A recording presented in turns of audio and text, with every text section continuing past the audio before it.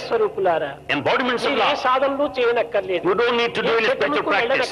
You don't need to A read. విధమైనటువంటి పూజలు You చేయనక్కర్లేదు. don't need any worship. మొట్టమొదట మీ తల్లిదండ్రులను గౌరవించండి. First, to respect your parents. ఆ తల్లిదండ్రుల యొక్క గౌరవంలోనే మీ యొక్క సర్వసుఖములు ఇమిడి ఉంటున్నాయి. There lies your happiness.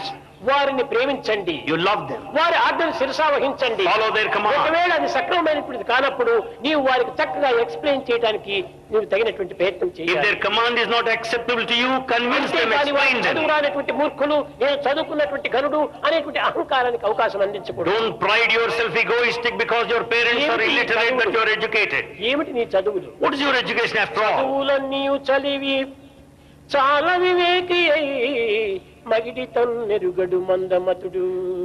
With all formal learning education, a foolish man doesn't know his own true self. చదువు చదివి ఏ నీతి ఉన్నను హీనుని గుణంబు మానలేడు. With all education, a mean man will never change his mean mentality. చదువ తర్కవాదమే కాని పూర్ణ జ్ఞానం ఎప్పుడు పొందలేడు. All his education leads to argumentation, differences. చదువు చదివి చావంగ నీటికి చావులేని చదువవలయు. Having studied finally, why should he face death? He should study to attain immortality.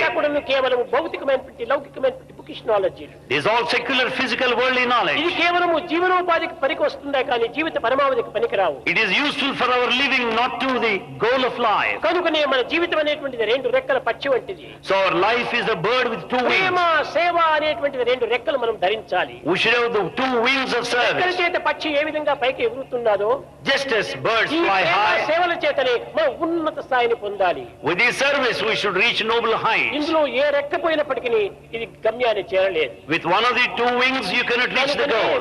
ఈ రెక్కలు అనేటువంటిది ఎలాంటివి? What sort of wings are they? ఇది వీణలో ఉన్నటువంటి తీగల వంటివి. They are like strings of veena instrument. ఈ తీగలన్నీ వేరువేరుగా ఉంటున్నాయి. The strings are separate. Veena ఒక్కటిగానే But ఉంటుంది. veena, musical instrument one. దేశమంతా ఒక వీణ, The whole country is veena. మన తీగలన్నీ మన మతములు. The strings are our religions. కనుకనే ఈ మతములన్నీ కూడా ఒక్క వీణలో ఏకమైనటువంటివి. All religions are unified in one veena. తీగ అపస్వరం పలికినప్పటికీ వినేటువంటి వానికి ఇంపు ఉంటుండదు. If anything is in the wrong direction, it will not be ఈ melodious. మతముల యొక్క క్షేమాన్ని మనం ఆశించాలి. We should expect and desire for the welfare అన్ని of our మతముల యొక్క religion. మంచిని మనం కోరాలి. We should accept the good of every religion. అందరి మానవుల యొక్క సుక్షేమాన్ని మనం అనుభవించాలి. We should also experience the welfare of everybody. సమాజం యొక్క సంక్షేమాన్ని గురించి మానవత్వం చేయవలసిన పని ఏమిటి? What is to be done for the welfare of the society? కానీ సమాజం యొక్క సంక్షేమం ఏ విధంగా చేస్తున్నాం? In what way we are proceeding? తన స్వార్థం అంతర్భాగమునందు ఉంచుకొని సమాజం పేరుతో మనం చేస్తున్నాం. We do it with all intentional selfishness and do it in the name of society. నేను పుట్టడం సమాజంలో పుట్టాను.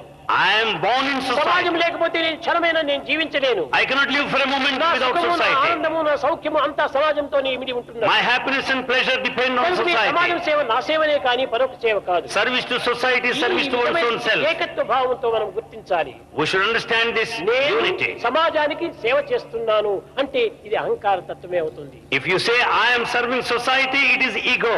నీవు చేసే సేవల వల్ల జగత్తు కలిగేటువంటి లాభం ఏమీ లేదు. What is the profit by your service to work? సేవలు చేయకపోతే జగత్తు కలిగే నష్టం ఏమీ లేదు. If you don't serve, there is no loss ఈ లాభ sustained. నష్టములు రెండు నీకే కానీ జగత్తుకు సంబంధం లేదు. The profit and loss go to you, not to the world.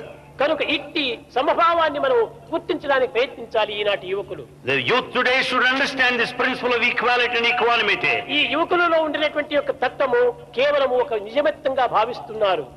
We don't understand the spirit of youth. యవ్వనము The stage of youth. యవ్వనము What's that? మధ్యలో పోయేటువంటిది ఈ యవ్వనము. The stage of youth is that which comes in between and ప్రారంభం passes నుంచి off. వచ్చినటువంటిది కాదు ఇది. It's not there from the అంతం beginning. వరకు ఉండదు ఇది. It doesn't last till the end. కనుకనే మధ్యలో కదిలిపోయేటువంటి మేఘములు బట్టి ఈ యవ్వనాన్ని బట్టి మనం ఇంత మిరుమిట్టుగలుపుతాం ఎందుకు? We pride ourselves because of this youth that comes in between, passes off like passing clouds. కనుక ఈ యవ్వనం అనేటువంటి మంచి గోల్డెన్ ఏజ్. ఇది చాలా పవిత్రమైనటువంటి వయసు. This stage of youth is golden age, ఈ sacred. పవిత్రమైన ఏజ్ లోపల మనము చేర్చుకోవాల్సినటువంటి సామగ్రిని అంతా పవిత్రమైన సామగ్రిని మనం చేర్చుకోవాలి. In this sacred stage, you should have all sacred equipment. समस्त